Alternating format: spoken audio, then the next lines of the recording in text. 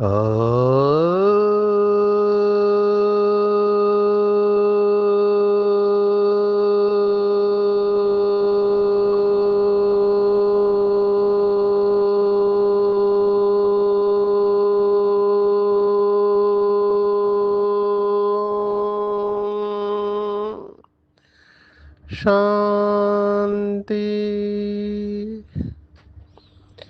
आज 10 फरवरी 2025 भारत में सोमवार है।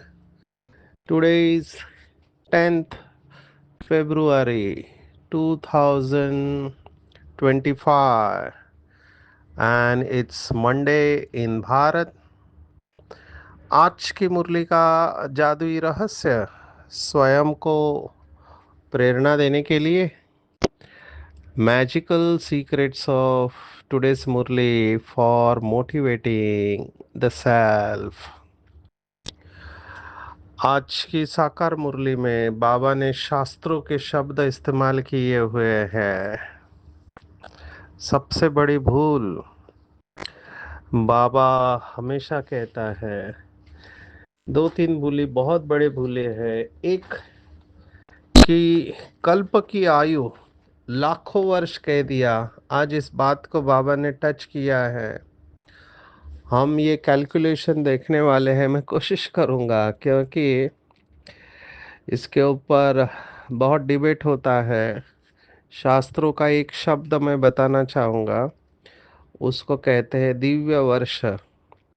ये दिव्य वर्ष के कैलकुलेशन से माना गिनती से ही सब गड़बड़ हुआ है। तो हम इसके ऊपर देखने वाले हैं। आज की मुरली में बाबा ने कहा सतयुग को ही लाखों वर्ष का कह दिया है और देवी देवता कहते हैं 33 करोड़। बाबा के ये सब प्रश्न हमको लिख लेने चाहिए क्योंकि बाबा एक्यूरेट प्रश्न पूछता है। बाबा के कई प्रश्न बहुत गहरे होते हैं क्योंकि ज्ञान का सागर है। उसको पता है कहाँ गलती हुई है और उस गलती को ही पकड़ेगा। जैसे एक तरफ कहते हैं कि भगवान युगे युगे आता है। अभी युग कितने हैं? तो युग 4 है। तो 4 युग में 4 अवतार हो गए। ये बाबा प्रश्न पूछता है तो 10 अवतार कहाँ से आए? कहीं पे तो 24 अवतार बताया हुआ है, 10 अवतार। तो 4 अवतार होने चाहिए। दूसरी तरफ कहते हैं कि परमात्मा सर्वव्यापी है। अभी जो सर्वव्यापी है तो उसको अवतार लेने की जरूरत क्या है? तो बाबा ये जो प्रश्न पूछता है, जैसे और एक प्रश्न है परम पिता परमात्मा से आपका क्या संबंध है। अब ये ट्रैप है एक प्रकार से। कैसे है? क्योंकि जैसे ही आपने कहा वो मेरा पिता है तो आप उसके बच्चे हो गए। तो पिता अलग है, बच्चा अलग है। तो आत्मा से परमात्मा कैसे हुआ? हम दोनों अलग अलग है। अच्छा, फिर भगवत गीता में लिखा है कि वो परम धाम निवासी है। तो फिर वो सर्वव्यापी कैसे हुआ? तो ये बाबा के सभी प्रश्न बहुत इंपॉर्टेंट है। इसका लिस्ट बनाना चाहिए। और जब 7 डेज कोर्स करते हैं या जब भी किसी के साथ बात करते हैं तो ये प्रश्न ज़रूर उठाने चाहिए। आज के मुरली में बाबा ने जो प्रश्न उठाया है कि देवी देवता 33 करोड़ कहते हैं देवी देवता। तो आप कैलकुलेशन करो, अगर लाखों वर्ष केवल सतयुग के हैं तो फिर कितने लोक संख्या होनी चाहिए? भारत जब आज़ाद हुआ तो कहते हैं कि 33-35 करोड़ कुछ अंदाज से लोक संख्या थी। अभी 135 करोड़ के ऊपर 142 करोड़ हो गई है। तो ये 100 वर्ष भी नहीं हुए हैं, इतनी लोक संख्या बढ़ गई। आप सोचो कि लाखों वर्ष में कितनी लोक संख्या चाहिए। तो ये प्रश्न बाबा ने पूछा है, हम इसका कैलकुलेशन देखने वाले हैं। दूसरी जो मुझे इम्पोर्टेंट बात लगी है तो एकदम सिंपल शब्द। ये तो अच्छा है बाबा के बच्चों ने शास्त्र पढ़े नहीं है और बाबा ने हमको इस सब से बचाया हुआ है कि ये शास्त्रों आदि कितना कंफ्यूज कर देते हैं। ये अद्वैत जो शब्द है, ये अद्वैत शब्द भी बहुत इम्पोर्टेंट है। अभी इसमें किसी का कोई दोष नहीं है।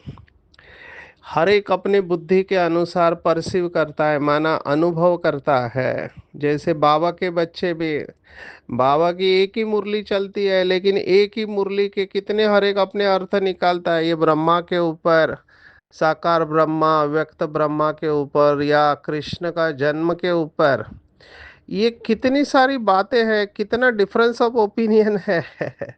क्योंकि मुरली एक ही है, लेकिन बाबा के बच्चे अपने बुद्धि के अनुसार बाबा की बातों का अर्थ निकालते हैं, और फिर उसके वजह से नए नए बाबा के बच्चे थोड़ा संभ्रम पैदा होता है।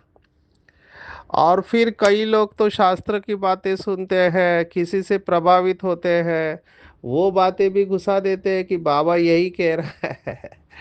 अब इसीलिए कहते हैं भगवत गीता के ऊपर या संस्कृत भाषा के बारे में कहा है कि संस्कृत भाषा में एक शब्द के अनेक अर्थ होते हैं। अभी आप कौन सा अर्थ ले रहे हैं ये कैसे पता चले? इसलिए श्रीमद् भगवत गीता के बहुत सारे इंटरप्रिटेशन है, अर्थ अलग अलग निकाले हुए हैं।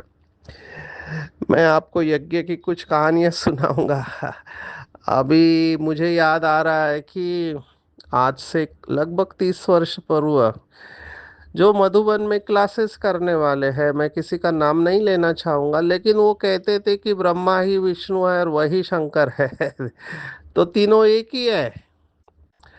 तो और कुछ लोगों ने कुछ अलग बात आई मुरली में। बाबा ने कहा ये तीन आत्माएं परम धाम से आती है और सूक्ष्म वतन में ठहरती है। और फिर मुझे याद आ रहा है कि हमारे आदरणीय जगदीश भाई जी ने भी एक किताब लिखा था जिसमें ब्लैक में बोल्ड में लिखा था कि ब्रह्मा विष्णु शंकर तीन आत्माएं ऊपर से आती है। अभी मैं जब ज्ञान में आया तो मैं इनके क्लासेस सुनता था। मधुबन में जो क्लासेस करने वाले वो कहते थे ब्रह्मा विष्णु शंकर तीनों एक ही है, एक ही आत्मा है। तो मैं कंफ्यूज हो गया। मैं आदरणीय जगदीश भाई से पूछा कि आपने तो ये लिखा है पर ये क्लासेस में हमने ये सुना है। तब उन्होंने कहा ये बाबा ने मुरली में बताया हुआ है। तो एक डबल फॉरेनर ने क्या किया, ये तीनों जो क्लासेस करने वाले मधुबन में आत्माएं थे, तीनों को एक स्थान पर बुलाया और तीनों को पूछा तुम सब अलग अलग बातें सुनाते हो, हमारे जैसे नए लोग हैं कंफ्यूज हो जाते हैं, तो सत्य क्या है? आज भी आप YouTube पे देखते देखेंगे तो बाबा के बच्चे अलग अलग बातें सुना रहे हैं। श्री कृष्ण का जन्म हो चुका है, ब्रह्मा बाबा का जन्म हो चुका है, कितनी सारी बातें हैं। अभी कोई व्यक्ति इन सब बातों को सुनेगा तो कंफ्यूज हो जाएगा, उसको ये नहीं समझ में आएगा कि सत्य क्या है और मैं किसका सुनूं। तो कई लोग बोलते हैं क्या यूनिफॉर्मिटी नहीं हो सकती है? अभी इसका सॉल्यूशन क्या है? सॉल्यूशन तभी है जब सभी साथ में बैठ के एक यूनिफॉर्म पॉलिसी बनाए कि बाबा के महावाक्य का ये अर्थ होना चाहिए, लेकिन वो मुझे दिखाई नहीं दे रहा है। क्योंकि ये जो शास्त्रों में कहानियां लिखी हुई है भक्ति मार्ग में, आप सब ने वो कहानी सुनी है कि पांच अंधे थे, उनको पूछा हाथी कैसा है, तो जिनके हाथ में जो चीज आए वो कहने लगे हाथी वैसा ही है। पैर हाथ में आया तो बोला खंबे के जैसा है, पूंछ हाथ में आए तो बोला रस्सी की जैसा है, पीठ हाथ में आए तो बोला दीवार की तरह है, कान हाथ में आए तो बोला सुपड़ी की तरह है। तो हर एक को जो अनुभव होता है उस आधार पर हम इंटरप्रेट करते हैं, उसका अर्थ सुनाते हैं। यहाँ पे ये वैरायटी जो अर्थ निकलते हैं वो रहने वाले हैं, ऐसे मुझे लग रहा है। क्योंकि मैं इतने सालों से देख रहा हूँ, आपको जो अर्थ अच्छा लगता है आप उसके साथ पुरुषार्थ करेंगे। मैंने एक को पूछा, अभी मैं किसी का नाम नहीं ले रहा हूँ, कैसे चिंतन चलता है हर एक का। मैंने पूछा साकार और दूसरा ब्रह्मा, पुरुषार्थी ब्रह्मा और संपूर्ण ब्रह्मा, ये दोनों अलग अलग आत्माएं हैं, ये कैसे है? फिर उसके साथ तो मुरली का रेफरेंस देके मैं कहता था कि एक मुरली में बाबा ने कहा हर बच्चे का संपूर्ण स्वरूप वतन में है। तो वो कहाँ से आया वतन में? इसका स्पष्टीकरण क्या है, इसके ऊपर हम चर्चा करते थे। तो हर एक अपनी बुद्धि के अनुसार स्पष्टीकरण देता था। अभी कुछ लोगों की बातें बुद्धि को जज होती है, कुछ लोगों की बातें बुद्धि को एक्सेप्ट नहीं होती है। जैसे किसी आत्मा ने कहा कि सतयुग में संतान कैसे उत्पन्न होगी, उन्होंने अपनी थ्योरी दे दी है कि संतान कैसे उत्पन्न होती है। हालांकि बाबा ने इसके बारे में कुछ नहीं कहा हुआ है। बाबा को भी ये सब प्रश्न पूछे जाते थे, लेकिन बाबा उस समय मौन रहता था। बाबा ने अभी तक सतयुग में कैसे संतान उत्पन्न होती है इसके बारे में नहीं बताया हुआ है। बहुत कॉमनली पूछा गया प्रश्न है कि ये डायनासोर्स डायनासोर्स कितने वर्ष पुराने, साइंस कुछ कहता है। अब बाबा क्या कहता है, बाबा ने इसके ऊपर भी कुछ बताया नहीं कि डायनासोर्स कब होंगे, कब थे, कैसे वो विलुप्त हो गए, इसके बारे में कोई बाबा ने मुरली में इस बात को टच नहीं किया हुआ है। तो हम इसको कहते हैं ग्रे एरियाज। अंग्रेजी में एक शब्द है, एक होता है काला और एक होता है सफ़ेद। कृष्ण धवल कहते हैं संस्कृत में, ब्लैक एंड वाइट। तो हर एक चीज़ काली और सफ़ेद में नहीं बता सकते, उसके बीच में ग्रे एरियाज भी होते हैं, माना जिसका जवाब हमको नहीं पता है। तो नहीं पता है तो नहीं पता बोलना चाहिए, ऐसे मुझे लगता है। ये मम्मा से सीखना चाहिए। मम्मा को जब पूछा कि जानवरों का, पंछियों का परम धाम कहाँ है, तो मम्मा ने कहा बाबा ने हमको बताया नहीं है।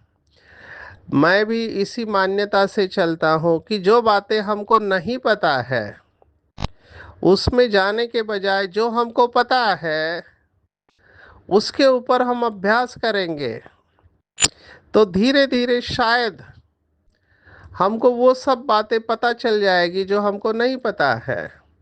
इसलिए धैर्य रखना है और धारणा के ऊपर ज़्यादा जोर देना चाहिए। आज की मुरली के ऊपर आते हैं। बाबा ने कहा अद्वैत मत तुमको मिल रही है। अभी अद्वैत का देखो, ये शब्द के ऊपर इतना कंफ्यूजन है। अगर आप शास्त्रों की बातें पढ़ोगे ना, तो मैं कभी कभी सोचता हूँ बाबा ने कितना सरल कर दिया, इतना सरल कर दिया कि आप शास्त्र की बात पढ़ने की जरूरत ही नहीं है। दो शब्द है, द्वैत और अद्वैत। द्वैत माना दो, अद्वैत माना एक। अब ये बहुत सरल है। बाबा का अर्थ पहले बताते हैं। बाबा का अर्थ है कि सतयुग में ताली बजती नहीं है, माना झगड़ा नहीं होता है, क्योंकि अद्वैत है। अद्वैत माना डिफरेंस ऑफ ओपिनियन नहीं है, सभी एक मत। क्योंकि संगम युग पर बाबा के सभी बच्चों ने एक मत होकर चले हैं।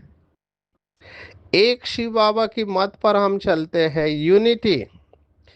यूनिटी से चलते हैं और इसी के ऊपर हमारी विजय होने वाली है। दो शब्द बाबा ने बताए, प्यूरिटी एंड यूनिटी। जब बाबा के मेजॉरिटी बच्चों में प्यूरिटी और यूनिटी होगी तब हमारी विजय होगी। तो अद्वैत माना एक ही मत। अभी भक्ति मार्ग में एक मत नहीं है। कलयुग का लक्षण ये हॉलमार्क अनेक प्रकार की मत। तो उसमें कितनी मतें हैं तो मैं तो ज़्यादा नहीं बताऊंगा क्योंकि कंफ्यूज हो सकते हैं। तीन ही बताएंगे। एक अद्वैत है जो आदि शंकराचार्य का है कि ब्रह्म ही सत्य है, बाकी सब जग मिथ्या है। फिर है द्वैत। द्वैत माना दो है, परमात्मा अलग है, आत्मा अलग है और एक विशिष्ट द्वैत है। ये तीनों प्रोमिनेंट स्कूल्स ऑफ थॉट है। तो इसके अलग अलग लोग होके गए हैं। तो आदि शंकराचार्य ने जो शब्द इस्तेमाल किया वो ब्रह्म शब्द इस्तेमाल किया, ब्रह्म। तो ब्रह्म में भी अभी आगे लोगों ने उसके दो प्रकार, निर्गुण ब्रह्म और सगुण ब्रह्म। अभी ये कंफ्यूज कर सकता है। निर्गुण ब्रह्म माना जिसको हम ब्रह्मांड कहते हैं, सगुण ब्रह्म माना साकार में वो ब्रह्म आ गया, नीचे उतरा है, शरीर धारण किया है, तो वो सगुण ब्रह्म हो गया अभी देखो कितना कंफ्यूजिंग है। और आगे जाएंगे तो आप और कंफ्यूज हो जाएंगे। ये अलग अलग स्कूल्स ऑफ थॉट है। एक रामानुजाचार्य होके गए, उन्होंने विशिष्ट अद्वैत वेदांत सिद्धांत किया। उन्होंने निर्गुण को निकाल दिया और उन्होंने अपना अर्थ बताया। ये वेदांत फिलॉसफी में आता है। जैसे वेद होते हैं तो वेद के अंत में वेदांत फिलॉसफी है, उसमें भी तीन प्रकार है। तो हम इन सब में नहीं जाएंगे। बाबा का ज्ञान बहुत सरल है, एक आत्मा है, एक प्रकृति है, और तीसरा है परमात्मा। बस खेल खत्म। वेदांत फिलॉसफी तीन फंडामेंटल प्रिंसिपल के ऊपर डिस्कस करते हैं। एक ईश्वर, ईश्वर माना जिसको ब्रह्म कहा गया, ब्रह्म कहा गया, ब्रह्म नहीं ब्रह्मा। दूसरा है आत्मा, जिसको जीवात्मा भी कहते हैं। और तीसरा है प्रकृति या जगत। ये तीनों के बीच में खेल चलता है, ऐसे लिखा हुआ है। लेकिन ये तीनों एक है या अलग है, इसके ऊपर अलग अलग विचार है। शंकराचार्य ने अद्वैत फिलॉसफी दी, लेकिन उनका अद्वैत की सब एक ही है। उन्होंने अद्वैत सिद्धांत दिया और उनको काफी लोगों ने स्वीकार किया। फिर रामानुजाचार्य, उन्होंने विशिष्ट अद्वैत कहा।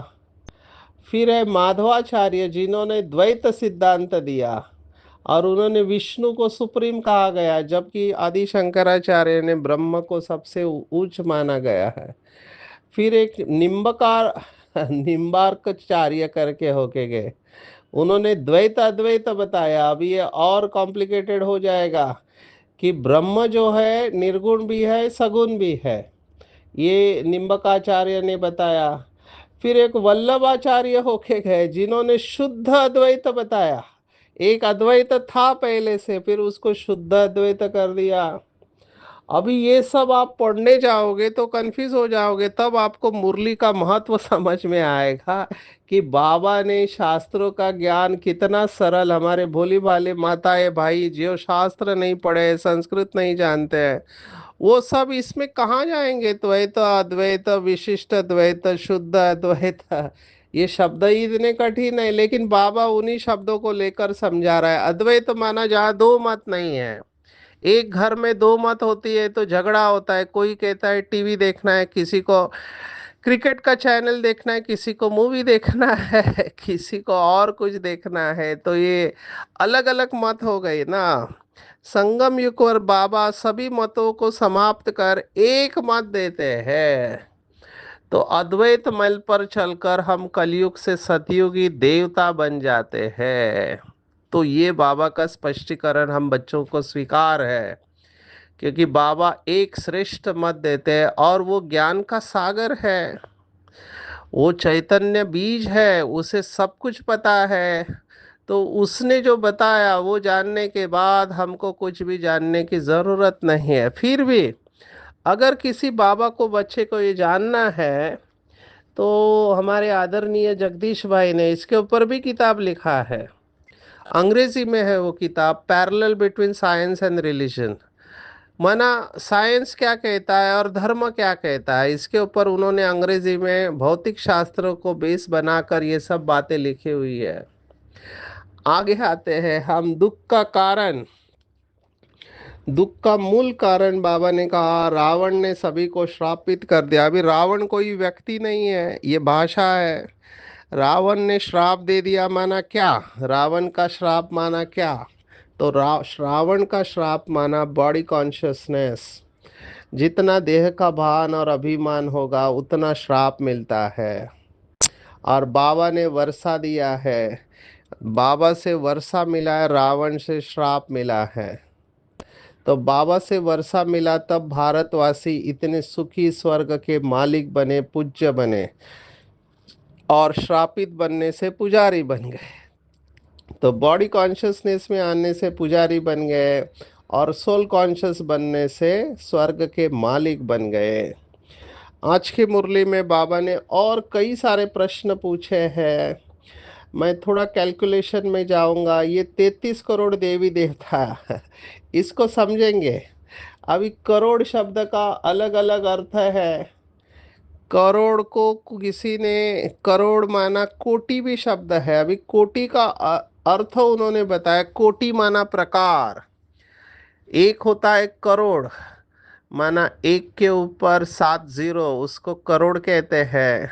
लेकिन कोटि ये शब्द भी करोड़ के बराबर ही लेते हैं, माना दोनों को एक ही अर्थ से समझाते। तो कुछ लोगों ने कहा 33 कोटि का मतलब 33 करोड़ नहीं है। उन्होंने कहा कि 33 प्रकार के देवता है। अभी इसका भी इन्होंने कैलकुलेशन करके दिया हुआ है। इसमें कौन कौन है तो उन्होंने बताया 8 वसु है। हम इसका स्पष्टीकरण देखेंगे शॉर्ट में। 8 वसु है, 11 रुद्र है। तो 8 और 11 हो गए 19। फिर 12 आदित्य है। 12 आदित्य, इसके ऊपर हम देखने वाले हैं। आदित्य सूर्य को कहते हैं। तो 19 और 12 हो गए 31, और 32वां इंद्र कहा गया है, और 33वां है यज्ञ अर्थात प्रजापति। तो ये हो गए 33 कोटि, माना 33 प्रकार के देवता। अभी हम इस हर एक को देखेंगे। 8 वसु कौन से हैं? वसु मतलब जिसके ऊपर हम रहते हैं, वास करते हैं। तो धरती, जल, अग्नि, वायु, आकाश, ये 5 तत्व, चंद्र, सूर्य और नक्षत्र, ये 8 वसु, यानी धारणा या पालन करने वाले। फिर 11 रुद्र। अभी रुद्र कौन से शरीर के अव्यय है? तो मनुष्य जब मरता है तो ये रुद्र निकल जाते हैं। कौन से रुद्र है? तो रुद्रों के नाम बताए हैं एक शास्त्र के अनुसार। ये 5 प्रकार के वायु, माना 5 मुख्य प्राण, पंच प्राण और 5 उप प्राण, और लास्ट में जीवात्मा। तो प्राण, अपान, व्यान, समान, उदान, और नाग, कुर्म, किरकल, देवदत्त और धनंजय, ये 5 उप प्राण है, और 11वां जीवात्मा। ऐसे ये 11 रुद्र बताए हैं। आदित्य माना सूर्य। सूर्य के 12 मास होते हैं, तो 12 सूर्य है। तो 8 वसु, 11 रुद्र और 12 आदित्य, 31 हो गए। इंद्र यानी बिजली। अभी ये भी बहुत बड़ा स्पष्टीकरण है, समय कम पड़ेगा इसलिए मैं इसमें नहीं जा रहा हूँ। और 33वां है प्रजापति, उन्होंने कहा है। तो ये सबके नाम भी दिए हुए हैं कुछ शास्त्रों में, उसमें ज़्यादा टाइम जाएगा इसलिए मैं उसमें नहीं जा रहा हूँ। तो ये 33 करोड़ या 33 कोटि, ये भी एक स्पष्टीकरण है। लेकिन बाबा ने स्पष्ट कहा, ये जो सतयुग की आयु बताई है, अभी देखो, ये थोड़ा शॉर्ट में बताते हैं। हालांकि आदरणीय जगदीश भाई ने अपने किताब में महाभारत और गीता का सच्चा सार, उसमें ये बताया हुआ है कि ये 4 युग जो है, सतयुग, त्रेता, द्वापर, कलयुग, इनका रेशो होता है। माना अगर ये 1200 का कलयुग है तो उसके डबल 2400 द्वापर युग होगा। उससे 3 गुना 3600 त्रेता, और 4 गुना 4800 टाइम्स, माना 4800 वाला सतयुग होगा। अभी दिव्य वर्ष माना 360 मनुष्य वर्ष का एक दिव्य वर्ष होता है। तो 12,000 से अगर आप 360 करो तो 43 लैक्स, माना 43,20,000 वर्ष का चतुर्युग होता है। इसमें सतयुग की आयु हो गई 17,28,000। त्रेता की आयु होगी 12,96,000। द्वापर 86,000, सॉरी 8,64,000। और कलयुग है 4,32,000। तो ये इस तरह से कैलकुलेशन हुआ। ये सब गड़बड़ हो गया दिव्य वर्ष की वजह से। तो दिव्य वर्ष ने गड़बड़ किया हुआ है। ये सब आप अगर स्टडी करना चाहते हैं तो हमारे आदरणीय जगदीश भाई ने उनके किताब अविनाशी नाटक में ये लिखा हुआ है। बाबा इन सब बातों को टच कर रहा है, तो जिनको इसके ऊपर रिसर्च करना है वो कर सकते हैं। मुझे धारणा की बातें बहुत अच्छी लगती है।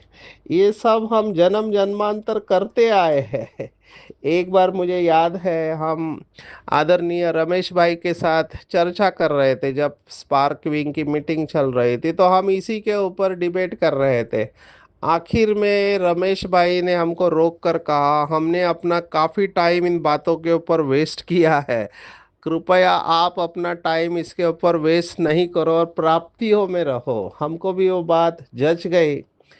ये सब बातें हैं, किसी के साथ समझाने के लिए, बताने के लिए थोड़े समय के लिए प्रभाव डालते, लेकिन इससे संस्कार परिवर्तन कैसे होंगे?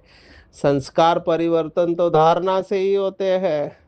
देखो, हमारे दादियों ने शास्त्रों की कोई बात पढ़ी नहीं है, लेकिन वो विश्व की स्टेज पर चले गए। लेकिन किसी को अगर बुद्धि में आता है कि हमको इसका स्टडी करना चाहिए तो जरूर कर सकते हैं। आजकल तो सब कुछ अवेलेबल है नेट के ऊपर।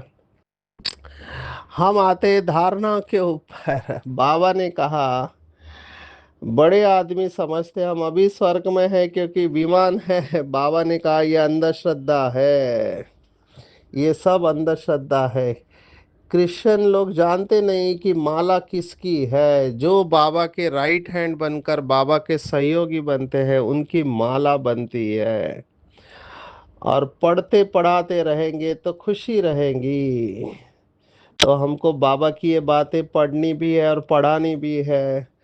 पतित बन गए तो दूसरों को हम सुना नहीं सकेंगे। विशेष देखो, ये 69 के पहले की मुरली है।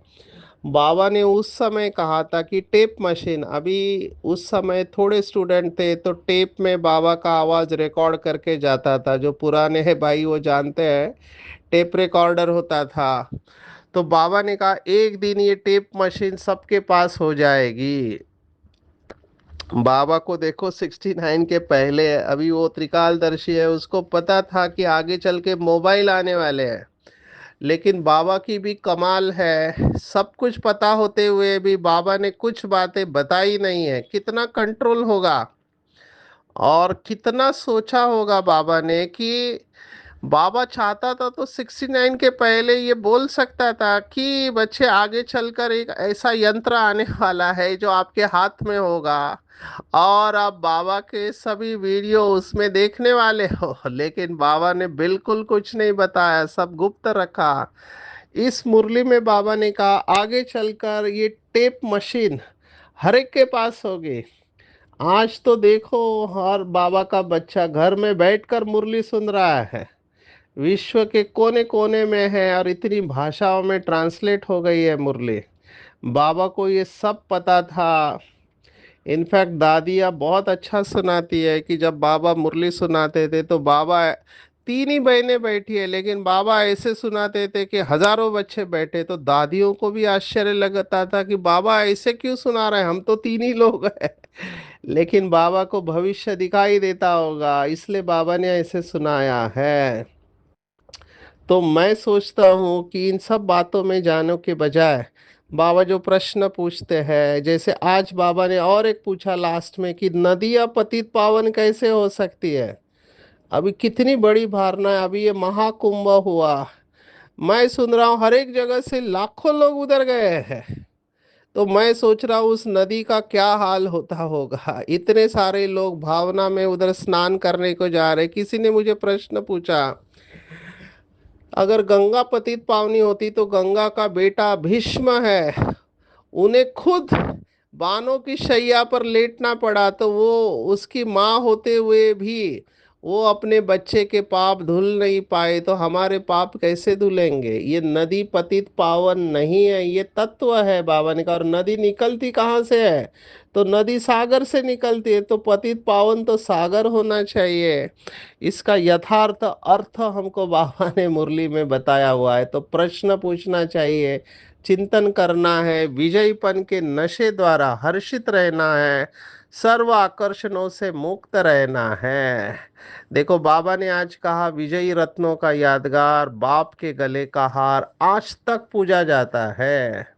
तो सदा इस नशे में रहना आज पूरे दिन भर कि मैं बाबा के गले का हार विजयी रत्न हूँ। विश्व के मालिक के बालिक है हम। कल की मुरली थे वर्ल्ड अथॉरिटी के बच्चे हैं, आज कह रहे मालिक के बालक है। हमें जो मिला है और किसी को मिल नहीं सकता। ये नशा और खुशी स्थायी रहे तो किसी भी प्रकार के आकर्षण से परे रहेंगे। जो सदा विजयी है वे सदा हर्षित है। जो सदा ही विजयी है वो सदा हर्षित है, एक बाप की याद के ही आकर्षण में आकर्षित है। और एकांत की बात रोज आ रही है। आज कहा एक के अंत में खो जाना ही एकांतवासी बनना है। एक के अंत में खो जाना है। एकता और दृढ़ता जहाँ है वहाँ असंभव भी संभव हो जाता है। तो दृढ़ संकल्प करना है, विजय माला में आने के लिए बाप का मददगार बन सर्विस करनी है। एक माशूक शिव बाबा के साथ सच्ची प्रीत रखनी है। आज की पूरी मुरली में टेक होम अगर आप मुझे कहते हो तो अद्वैत की पॉइंट बहुत अच्छी है, द्वैत में नहीं आना है। माना मतभेद होते हुए भी मन में भेद नहीं होना चाहिए, आपस में प्यार से चलना है। कलयुगी मनुष्य को सतयुगी बनाने का, देवता बनाने का श्रेष्ठ कर्तव्य करना है। रावण से श्रापित कर दिया है, तो रावण के श्राप से अपने आप को बचाना है। बाप ने जो वर्षा दिया है उस वर्षे के अधिकारी बनाना है, मालिक बन के औरों को भी मालिक बनाना है। विजयपन के नशे में रहना है। ये नशा और खुशी स्थायी रहे तो सभी आकर्षणों से मुक्त रहेंगे। एक के अंत में खो जाना है। एकता और दृढ़ता से असंभव को भी संभव करना है। अच्छा, ओम शांति।